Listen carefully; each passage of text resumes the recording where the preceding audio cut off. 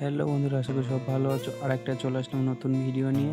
তো আজ একটা কাজের সাইডে প্রোগ্রাম রেডি হচ্ছে, দেখতেই পাচ্ছ। তো আজকের কাজের চাপটা একটু বেশিই আছে, দেখতেই পাচ্ছ। তো আমরা সব মাল রেডি করে টোটো ডেকে নিয়েছিলাম।